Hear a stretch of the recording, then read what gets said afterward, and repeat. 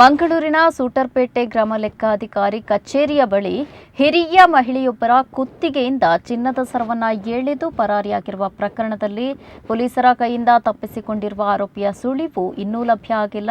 ಆತ ರೈಲಿನಲ್ಲಿ ಕೇರಳದ ಕಡೆಗೆ ಪರಾರಿಯಾಗಿರುವ ಬಗ್ಗೆ ಅನುಮಾನ ವ್ಯಕ್ತವಾಗಿದ್ದು ತನಿಖೆ ನಡೀತಾ ಇದೆ.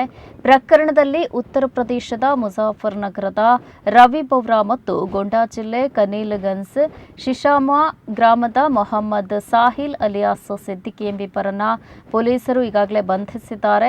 ಬಾಗಲಕೋಟೆಯ ಅಲ್ತಾಫ್ ಹುಸೇನ್ ಪರಾರಿಯಾಗಿರುವ ಆರೋಪಿಯಾಗಿದ್ದಾನೆ. ಪರಾರಿಯಾಗಿರುವ ಆರೋಪಿಯ ಪತ್ತೆಗೆ 2 ತಂಡವನ್ನ ರಚಿಸಲಾಗಿದ್ದು ಕಾರ್ಯಾಚರಣೆ ಕೂಡ ಆರಂಭಿಸಿದ್ದಾರೆ. ಶುಕ್ರವಾರ ಆರೋಪಿ ಪರಾರಿಯಾಗ್ತಾ ಇದ್ದಂತೆ ನಗರದ ವಿವಿಧೆಡೆ ಕೂಂಬಿಂಗ್ ಕೂಡ ನಡೆಸಲಾಗಿತ್ತು. ರಾತ್ರಿಯೂ ಎಲ್ಲೆಡೆ ತಪಾಸಣೆ ನಡೆಸಲಾಗಿತ್ತು. ಆದರೆ ಯಾವುದೇ ಸುಳಿವು ಕೂಡ ಸಿಕ್ಕಿಲ್ಲ. ಹೊರ ಜಿಲ್ಲೆ ರಾಜ್ಯಗಳಿಗೂ ಮಾಹಿತಿ ರವಾನಿಸಲಾಗಿದೆ ಎಂದು ಪೊಲೀಸರು ತಿಳಿಸಿದ್ದಾರೆ.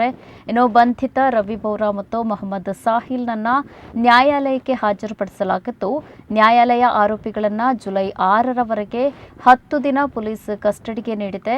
ಕೇಂದ್ರ ಉಪವಿಭಾಗದ ಎಸಿಪಿ ನೇತೃತ್ವದಲ್ಲಿ ಪ್ರಕರಣವನ್ನು ಭೇದಿಸಲಾಗಿದ್ದು ಇನ್ನೋರ್ವ ಆರೋಪಿಯ ಪತ್ತೆಗೆ ಕಾರ್ಯಾಚರಣೆ ಮುಂದುವರೆದಿದೆ ಎಂದು ಕಮಿಷನರ್ ಸುಧೀರ್ ಕುಮಾರ್ ರೆಡ್ಡಿ ತಿಳಿಸಿದ್ದಾರೆ.